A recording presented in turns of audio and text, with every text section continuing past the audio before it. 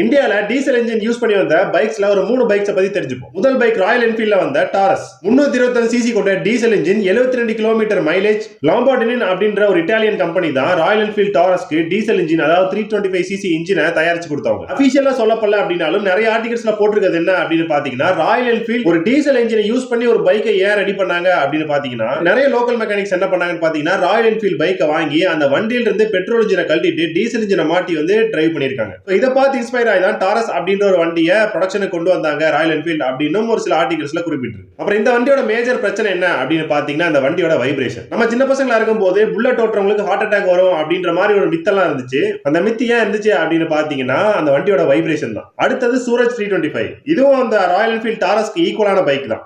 ஏன்னா இந்த வண்டிக்கும் என்ஜின் யார் சப்ளை பண்ணாங்க அப்படின்னு பாத்தீங்கன்னா, லாம்பார்டினி அப்படின்ற இட்டாலியன் கம்பெனி தான். Same engine. அடுத்தது ஹீரோ மோட்டார் கார்ப்போட RNT அப்படின்ற அவங்களோட கான்செப்ட் டீசல் பைக் 150 சிசில 13.5 ஹார்ஸ் பவரை கொண்ட ஒரு டீசல் இன்ஜின் பிளஸ் ஹைபிரிடா 1.3 ஹார்ஸ் பவரை கொண்ட ஃப்ரண்ட் ஹப் மோட்டரோட ஒரு பைக்கை டிசைன் பண்ணாங்க. சோ அந்த பைக் டிசைன்லயே தான் இருந்துச்சே தவிர ப்ரொடக்ஷனுக்கு வரவே இல்லை. ஆனா ஹீரோவும் டீசல் பைக்ஸ் அப்படின்ற ஒரு பிளாட்ஃபார்ம்ல கால வைக்கலாம் அப்படின்னு ட்ரை பண்ணிட்டு இன்னும் போன ஒரு கதை. அப்புறம் இன்னொரு பிளஸ் பாயிண்டா சிட்னி டீசல் அப்படின்ற ஒரு வண்டி. டீசல் இன்ஜினுக்கெல்லாம் முன்னோடி அப்படின்னு சொல்ல போற ஒரு வண்டியே இந்த சிட்னி டீசல் தான். முதல் தயாரிச்ச ஒரு டீசல் இன்ஜின் எது அப்படின்னு பாத்தீங்கன்னா, 1950 தயாரிச்ச இந்த சிட்னி டீசல் அப்படின்ற ஒரு பைக் தான். அப்புறம் டீசல் பைக்ஸ் பத்தின விஷயம் உங்களுக்கு புதுசா இருந்து இதை யாராவது தெரிஞ்சுக்கணும் அப்படின்னு நினைச்சீங்கன்னா, அந்த ப்ரோக்கு இந்த வீடியோவை ஷேர் பண்ணுங்க.